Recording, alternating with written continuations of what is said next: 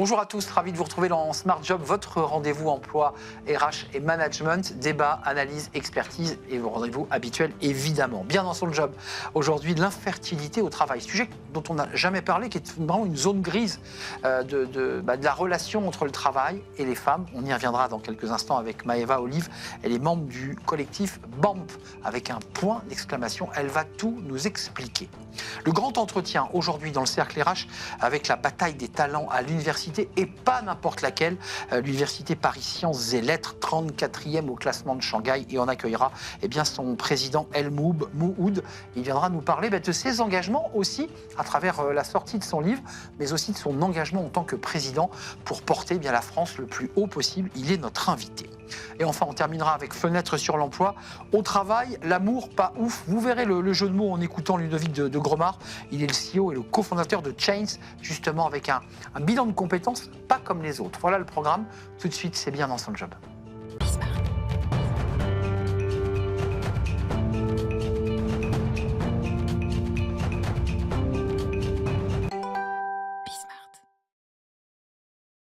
Bien dans son job pour parler de l'infertilité au travail. On se dit, tiens, qu'est-ce que c'est que ça, que l'infertilité au travail ? Est-ce le parcours du combattant de femmes qui cherchent à avoir un enfant et donc ont parfois des accompagnements médicaux?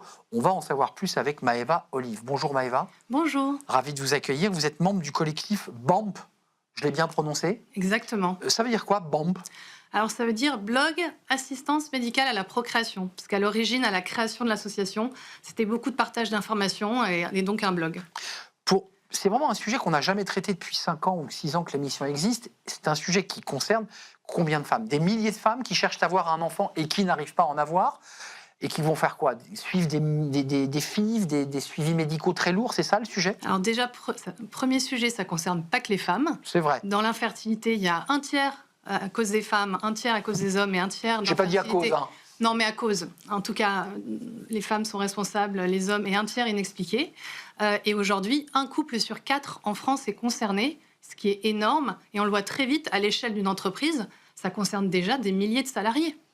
Donc ça veut dire qu'une femme qui s'engage dans un processus, c'est long, c'est fatigant, c'est usant pour le couple, puisque parlons des deux, on embarque aussi un couple dans cette histoire, et donc ça a un impact dans la vie de l'entreprise. C'est ça le sujet. C'est ça. Alors il faut savoir que quand on est dans un parcours d'assistance médicale à la procréation, on a des prises de sang, des examens médicaux, des échographies, des rendez-vous avec son gynécologue, très très régulièrement dans un cycle de FIV, et ça c'est très difficile à anticiper.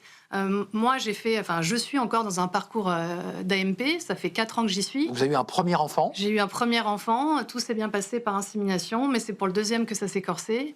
J'ai multiplié les essais, les ponctions, etc., les transferts malheureusement qui se sont soldés que par des échecs, donc ça fait 4 ans que je suis dans ce parcours-là, et je peux témoigner que c'est très complexe. Je me retrouvais parfois dans la salle d'attente avec la salle d'attente du gynécologue, avec plein de femmes et de couples autour de moi, avec leur ordinateur sur le genou, sur les genoux, qui essaient de travailler, de faire leur réunion.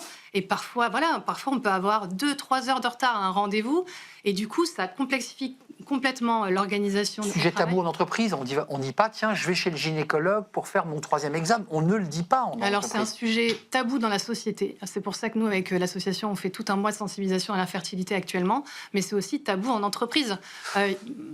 Les gens... 59% des gens qui ont répondu à notre étude craignent de le dire. Alors, ils en parlent, mais avec la peur au ventre quelque part, parce qu'ils ont peur d'être discriminés, ils ont peur d'être jugés, ils ont peur d'être isolés quelque part, d'être incompris.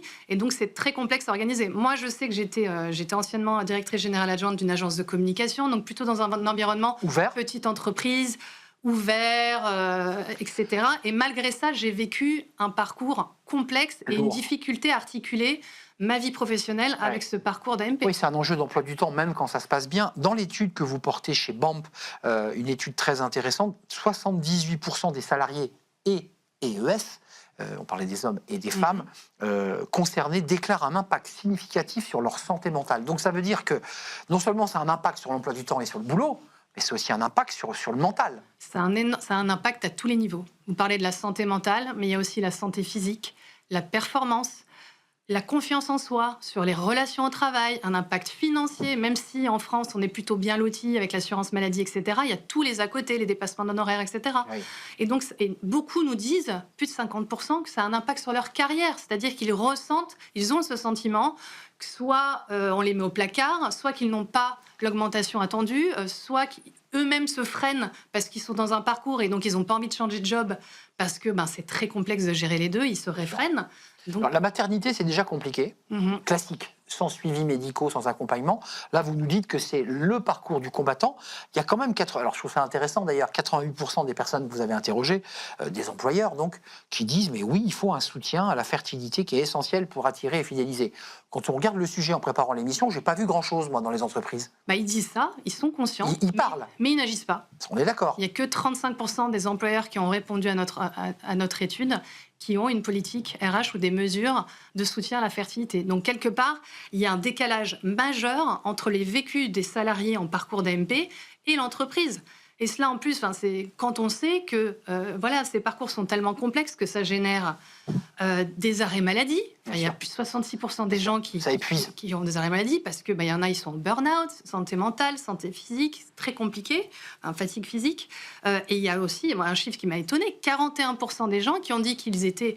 Soit ils avaient quitté leur emploi, soit ils avaient envie de le quitter. Donc ça devient un projet de vie quasiment à lui tout seul. Il n'y a plus de place pour autre chose. C'est pas que ça, c'est qu'aujourd'hui, les salariés qui sont dans ces parcours vivent le travail comme un obstacle. Mais pourquoi ils le vivent comme un obstacle ? Parce qu'aujourd'hui, justement, les entreprises s'engagent pas insuffisamment. On le voit. Quand l'entreprise ne s'engage pas tout de suite, quelque part, elle en subit les conséquences des départs, des burn-out, etc. Et ça coûte à l'entreprise. Bien sûr. En revanche, une entreprise qui s'engage, tout de suite, on le voit, une amélioration de la santé mentale des équipes, une envie de rester dans l'entreprise de la part des salariés. Donc ça génère de la fidélisation, de la rétention, de l'attractivité. Et donc, du coup, les entreprises ont tout intérêt à s'engager sur ces sujets. Merci Maëva de vous engager sur ce sujet. Bon vent pour cette deuxième aventure que vous attendez, je l'espère en tout cas, et on l'espère tous. Vous êtes membre du collectif BAMP, vous portez cette étude et donc dans les médias, et j'imagine vous faites beaucoup de prosélytisme chez les RH pour leur faire comprendre que c'est un sujet essentiel. Merci de nous avoir rendu visite, et vous reviendrez peut-être nous faire part aussi de l'amélioration de ce sujet au sein des entreprises, qui est encore un sujet très tabou. On tourne une page, c'est tout de suite le grand entretien, et on accueille le président de PSL, Paris Sciences et Lettres, 34e rang au classement de Shanghai. Ça veut dire quoi quand on préside une telle institution ? On accueille mon invité, c'est le Cercle RH, et c'est tout de suite.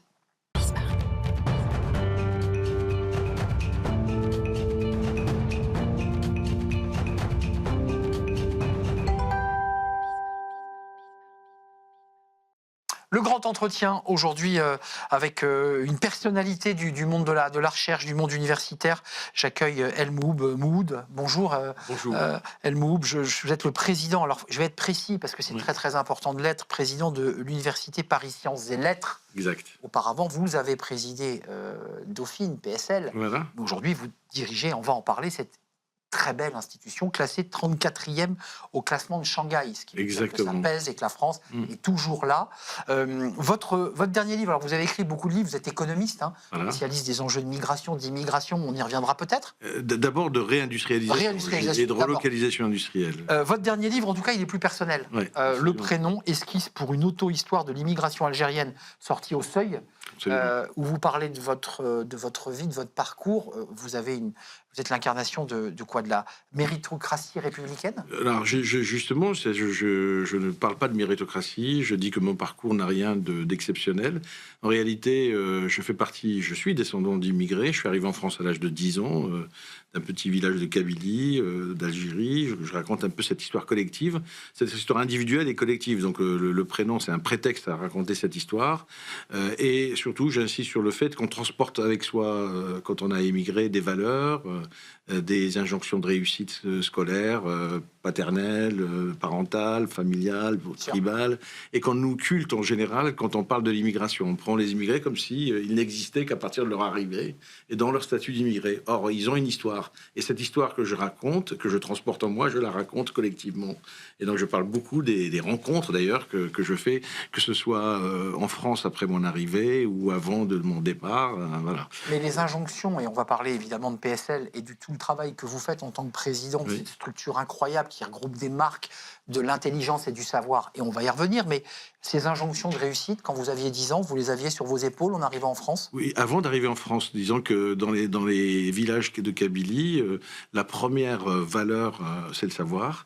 D'ailleurs, je cite dans ce livre Albert Camus, qui dans Chronique algérienne 1938-1958 traite de la misère en Kabylie et dit la chose suivante: les Kabyles réclament les écoles comme ils réclament le pain. Voilà, c'est quelque chose qui est absolument fondamental. Et donc, quelle que soit sa condition sociale, et la condition sociale était, durant la colonisation, tout à fait misérable, il faut bien le reconnaître, et en réalité, il y a cet aspect subjectif de porter une injonction de réussite, et mon père m'a donné cette injonction de réussite, devenir quelqu'un, me disait-il quand j'avais 7 ans, et quand je lui demandais, ça voulait dire quoi, devenir quelqu'un, il m'a répondu, c'est quelqu'un qui apprend et qui transmet. Voilà. C'est exactement ce que vous avez fait. Et c'est ce que je fais. Vous êtes devenu économiste avant de oui, prendre des responsabilités. Je dirais des universités, voilà. Économiste, absolument. Donc vous avez bien répondu à l'injonction qui vous était imposée quand vous aviez 5 ans ou 6 ans. Voilà, je l'ai transporté en moi, et on est très nombreux comme ça. Et ce que je dis aussi dans ce livre, c'est qu'au finalement, malheureusement, on réduit souvent l'immigration à ce qu'on appelle des queues de distribution statistique. En d'autres termes, des minorités. Alors, ça existe, hein, il y a les délinquances dans les cités, qui sont dues à des phénomènes de désindustrialisation massive, et puis il y a les réussites des héros du foot. Mais entre les deux, la masse de gens qui, comme moi, réussissent grâce à l'école de la République, qui a vraiment fait son boulot. Malheureusement, on ne le cite pas suffisamment. Et simplement, ces personnes qui réussissent, qui dans le domaine de la recherche, qui dans le domaine de la médecine, qui dans le domaine de l'université, des banques, des industries, des journalistes, de plus en plus issus de l'immigration maghrébine, mais ne se sentent pas représentants d'une communauté et donc indiquent simplement, ça indique simplement une réussite par l'école républicaine. Et c'est un peu masochiste de se focaliser sur les queues de distribution et les minorités qui posent problème ou qui sont héroïques. Entre le cliché et voilà. Exactement. Et alors qu'il y a une masse de gens qui réussissent grâce à l'école de la République. Et c'est mon cas. Voilà. C'est pour ça que je ne parle pas de méritocratie, parce que ça voudrait dire simplement que je serais l'exception qui confirmerait la règle. Or, on est très nombreux dans ce cas. Sauf que comme on travaille, on fait notre job. Vous m'invitez aujourd'hui comme président d'université. Comme d'invisibilité de la réussite. Voilà, exactement. Et par contre, c'est très visible d'aller s'intéresser à l'islamisme, aux dealers, ou bien ou aux footballeurs qui marquent des buts, qui font gagner la France. Et heureusement, des Zidane en particulier, qui habitent comme moi. C'est exact. On va parler avec vous quand même dans votre parcours et de vos fonctions de président de l'Université Paris Sciences et Lettres.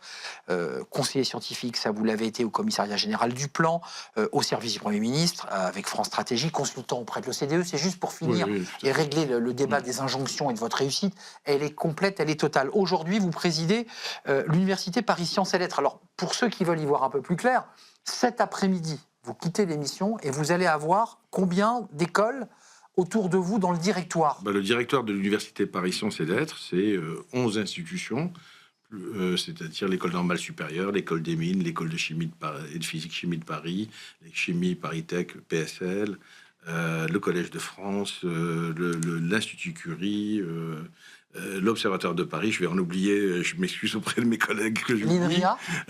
Et puis 3 organismes nationaux de recherche, l'INRIA, l'INSERM pour la santé et le CNRS. Le CNRS qui est très présent à PSL. Mais vous vous sentez aujourd'hui comme un homme politique qui serait un peu le président face à ses ministres? Est-ce qu'il y a beaucoup de politique? Comment on fait aussi pour imposer et créer une synergie avec des marques aussi identifiées? Alors, en réalité, la chance que nous avons, qui est merveilleuse, c'est que toutes ces institutions prestigieuses sont complémentaires les unes des autres du point de vue des disciplines. On a des écoles d'ingénieurs, des écoles d'art, des écoles généralistes comme l'ENS et Dauphine, de maths et de lettres, et évidemment, intelligence artificielle, c'est le premier cluster de France. Donc on a toutes ces compétences complémentaires, et donc on construit une université en coordonnant et en combinant les compétences. Donc on a 14 grands programmes de recherche qu'on finance au niveau de PSL. En transverse? En transverse, absolument. Par exemple, il y en a un qui s'appelle Terrailler sur la transition écologique. Et nous sommes les seuls à réunir à la fois des chercheurs en physique-chimie, en biologie, dans les sciences dures, dans les mathématiques du climat, des ingénieurs des matériaux, sur les questions de biodiversité et de transition écologique, mais aussi les économistes de l'énergie, les sociologues, les politistes et les juristes du climat. Et tout ça dans un programme exactement, dans un programme de recherche qu'on appelle Terrae, qui est un héritier de ce qu'on appelait les LabEx, et que nous finançons en interne, sur appel à projet interne. Donc en fait, ça c'est les grands programmes de recherche, il y en a 14, et puis on a 18 programmes gradués qui sont tous portés par PSL, selon les compétences des établissements, du master au doctorat, et on a aussi des formations spécifiques à PSL qui sont très innovantes, les CPES, on appelle ça des cycles pluridisciplinaires d'enseignement supérieur, où on a les maths et les lettres dès la première année. Et vous réussissez, les lettres. J'entends évidemment votre engagement et ce que vous portez, parce qu'à travers ça, c'est la France dont il est question, son image dans Absolument. le monde.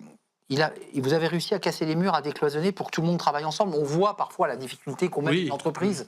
Là, vous réussissez quelque chose. Oui, parce qu'en fait, l'écosystème de PSL est très particulier. Il est spécifique, il est souple. On n'a pas besoin de fusionner.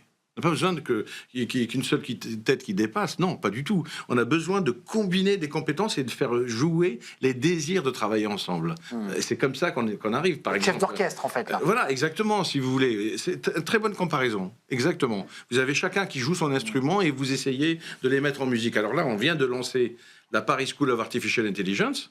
Évidemment, PSL porte ça, l'université PSL, mais les fondamentaux des compétences sont en IA et en mathématiques sont à Dauphine, à l'ENS, rue d'Ulm, et aux mines, et puis aussi dans d'autres établissements. Donc, grâce à ce cluster IA que nous avons gagné dans l'appel à projet France 2030, on est le premier cluster d'intelligence artificielle, nous lançons la Paris School of Artificial Intelligence au niveau de PSL, grâce à la combinaison de ces compétences. Donc on n'a pas besoin de fusionner, il suffit simplement de bien combiner les compétences et que chacun puisse s'y retrouver. Vous n'êtes pas le PDG d'une entreprise de 14 entreprises. Non, pas du tout, on travaille ensemble. Tout le monde travaille ensemble. Nous collaborons, nous montons des projets en commun et il faut du consensus pour faire fonctionner une université comme ça. Vous n'imposez pas, vous n'êtes pas un PDG en effet, vous avez besoin de trouver des consensus, des compromis qui font que ça puisse marcher. J'allais dire, consensus et compromis. Mood, quand même 34e rang au classement Shanghai. Les Français qui écoutent ça aux informations générales, ils se lèvent le matin, on entend PSL 34e rang au classement de Shanghai, on se dit c'est pas mal. Il se base sur quoi? Comment vous êtes arrivé 34e mais pas 12e? D'abord, avant, il n'y avait aucune université française qui apparaissait dans les classements internationaux. Depuis la mise en place de ces clusters, de ces combinaisons, on a Saclay qui est classé, on a Paris Sciences et Lettres, Université Paris Sciences et Lettres qui est classée aussi dans les 34e ou 30 premiers mondiaux selon les classements. Et on est arrivé parce que simplement, ça comptabilise les publications, plus de 9000 publications. Oui.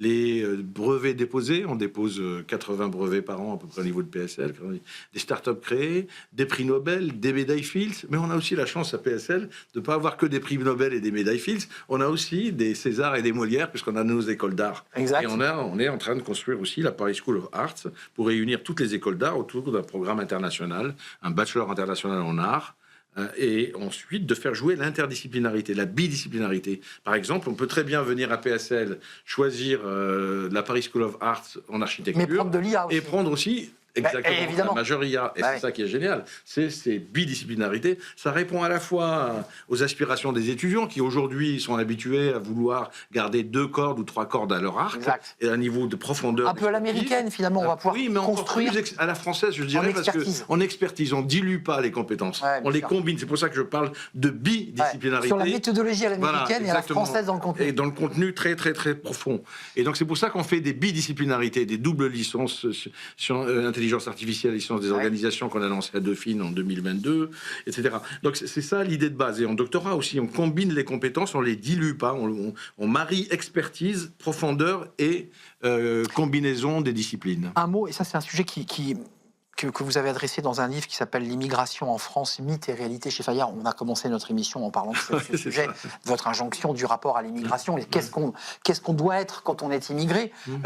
Nos talents, la France, elle les accueille, les talents venus de l'étranger, ou pas? Parce qu'on a quand même un grand débat sur l'immigration, on a un grand débat sur on ferme, on ouvre nos portes. Comment on fait là pour accueillir des talents? Et on doit faire des progrès parce que je ne vous cache pas que nous nous positionnons moins bien que certains autres pays de l'OCDE. Quand en 2023, il y a eu cette réforme, cette loi sur l'immigration, et on a mis les étudiants dedans pour arrêter, c'était un peu contre-productif. Vous savez que les avantages technologiques des États-Unis reposent majoritairement sur leur capacité à puiser dans les compétences mondiales. Alors, ils sont en train de se tirer un peu une balle dans le pied en ce moment, mais n'empêche que les taux de rétention, ce que nous appelons les taux de rétention, c'est bien documenté par un rapport de l'OCDE, de la division migration internationale de l'OCDE. Eh bien, c'est la part des diplômés internationaux des universités américaines. Et il y en a 75% qui restent aux États-Unis après leur diplôme. Donc ils continuent. Donc ils vont créer à créer de la valeur et de la richesse, etc. Bah oui. Et ensuite, éventuellement, ils peuvent repartir 5 ans ou 10 ans plus tard dans leur pays. C'est comme ça que Bangalore s'est fait avec l'Inde. Et nous avons un taux de rétention de 40%. Donc on a encore des problématiques. On ne sait pas garder nos talents. On ne sait pas garder les talents. On a des problématiques d'écart salariaux, pas seulement pour les internationaux, mais pour nos enseignants-chercheurs nous-mêmes, de 1 à 4 quand même, les écarts. Hein. Donc on ne va pas tenir très longtemps si on ne fait pas des efforts pour donner de meilleurs salaires à nos enseignants-chercheurs. Le climat n'est pas propice à ça quand même en ce moment. Alors le climat n'est pas propice à ça. Il se trouve que effectivement, on n'est pas en train de faire en sorte que l'investissement dans l'université et l'enseignement supérieur de la recherche soit une priorité, malheureusement. Ça l'a été quand même. Il y a eu la loi de programmation de la recherche. Oui. Et j'espère qu'on ne va pas la tirer en plein vol, parce que ça marche bien, cette loi de programmation de la recherche. On a créé des chaires de professeurs juniors, on a fait un certain nombre de progrès considérables, financés, donc les IDEX, les initiatives d'excellence comme la nôtre, comme notre institution, etc. Et si on tire en plein vol toutes ces évolutions positives, avec une loi de programmation, eh bien, on va être contre-productif, parce que l'université, l'enseignement supérieur et la recherche, c'est pas que de l'excellence pour soi. C'est ce que je dis, c'est de l'excellence ouverte à PSL. 80 brevets déposés, des startups ouvertes, cotées en bourse aujourd'hui. C'est aussi la compétitivité de la France. C'est bien de vous entendre, parce que dans un pays où il y a un peu de French bashing, où rien ne marche et rien ne fonctionne, quand je vous entends, je me dis, il se passe des trucs quand même pas mal en France. Je vous en parlais tout à l'heure à propos de l'immigration et le masochisme qui consiste à regarder uniquement les queues de distribution et pas ce qui fonctionne, et à affecter à l'école tous les mots, alors qu'en fait, les problèmes ne sont pas dus à l'école, mais à la désindustrialisation dans les quartiers, qui ont laissé des quartiers déshérités, et aux échecs des politiques structurelles, aménagement du territoire, logement, etc. Et en fait, on focalise sur l'école comme si c'était elle qui était responsable de tout. Non, l'école, elle a résisté à tous ces chocs, elle est restée debout, en dépit de tous les chocs qu'elle a subis. Et en revanche, il faut faire un travail de réparation là où il le faut, en particulier dans l'environnement de l'école, dans les quartiers, etc. Bien sûr. Et donc, il ne faut pas confondre les symptômes et les origines des symptômes. Malheureusement, la cause et les conséquences. Exactement. Et on affecte trop souvent les causes à des mauvaises... les conséquences à des mauvaises causes. Merci, monsieur El Mouhoud. Merci beaucoup. Merci d'être venu nous rendre visite. Votre temps est précieux. Président de l'Université Paris Sciences & Lettres, 34e rang à Shanghai, avec votre directoire, c'est-à-dire tous vos directeurs autour de la table, pour continuer à donner de la lumière et créer cette lumière française, parce que c'est aussi ça. Exactement, ça rayonne. Ça rayonne. Et puis votre livre, parce que celui-ci, il a été écrit avec votre cœur. Voilà. Le prénom, esquisse pour une auto-histoire de l'immigration algérienne. Lisez ce livre, parce que ça vous raconte aussi. C'est du singulier à l'universel. Exactement, exactement. Et d'ailleurs, c'est des retours que j'ai, c'est que beaucoup de gens se retrouvent dans cette histoire. Vous racontez à travers vous, c'est l'histoire de milliers de Français, pour ne pas dire de millions de Français. Merci de nous avoir rendu visite. Merci pour votre invitation. On tourne une page, c'est tout de suite Fenêtre sur l'emploi. J'accueille mon invité.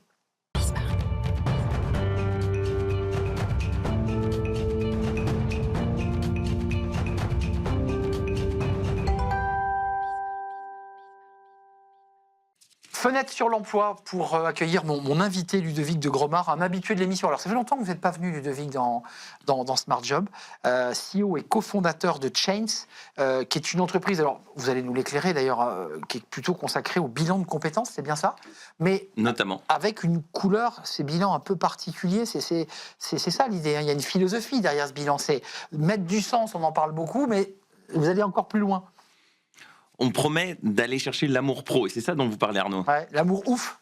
L'amour ouf. C'est quoi l'amour pro? L'amour pro, c'est ce sentiment de se sentir à sa place au travail. Le sentiment de ne pas souffrir sa vie professionnelle, le sentiment d'arriver le lundi et pas se dire « Ah, il va falloir encore que je tire une semaine ». Bref, le sentiment que le travail soit plus une corvée.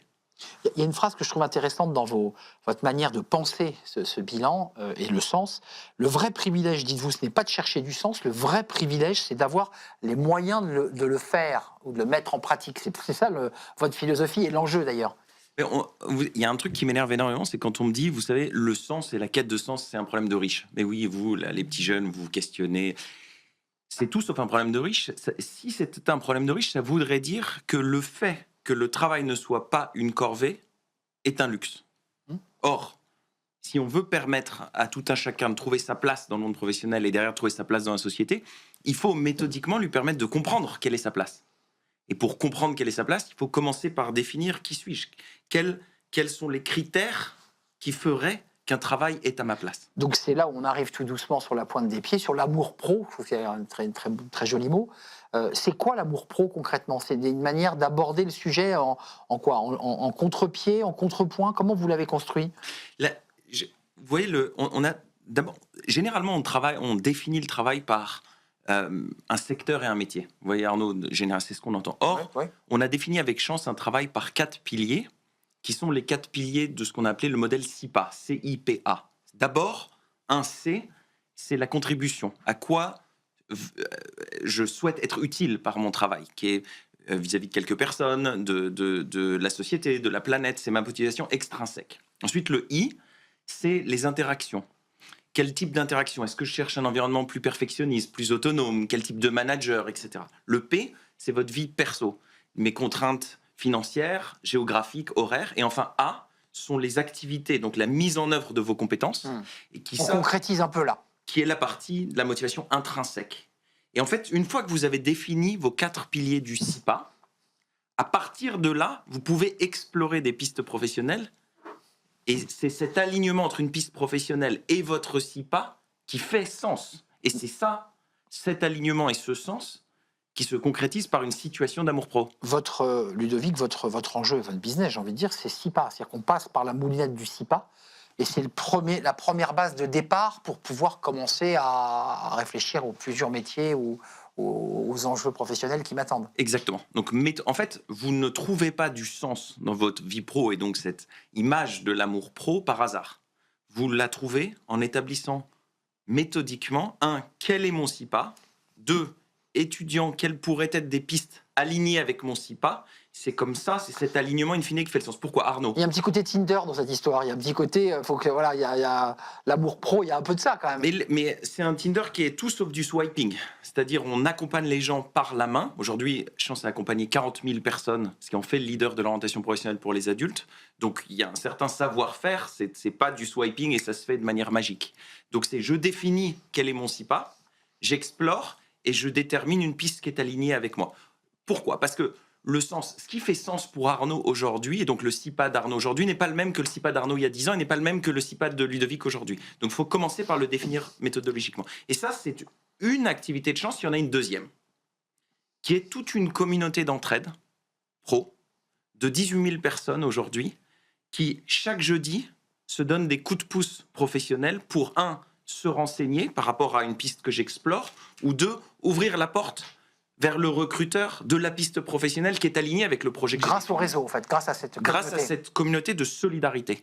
Et c'est cette combinaison de la définition et de la méthode qui est centrée sur le CIPA et de l'ouverture des portes de cette philosophie de solidarité au sein de toute la communauté d'entraide qui permet d'atteindre pour tout un chacun, et quel que soit votre passé, que vous soyez riche, que vous soyez pauvre, que vous soyez vieux, que vous soyez jeune, peu importe, de trouver votre juste place dans le monde du travail et donc dans la société. Merci pour cette passion communicative, Ludovic de Gromard. L'amour pro, c'est pas l'amour ouf, c'est pas le titre du livre, c'est l'amour pro. C'est l'amour pro et ses chances. Et ses chances, c'est votre entreprise. Vous en êtes le CEO et le fondateur. Merci Ludovic de Gromard de nous avoir rendu visite à découvrir évidemment ce nouvel outil, l'amour pro. Merci à vous, merci à toute l'équipe, merci à Charles à la réalisation, merci à notre ami ingénieur du son et merci à Nicolas Juchat, évidemment. Et merci à vous pour votre fidélité et l'intérêt que vous portez à notre émission.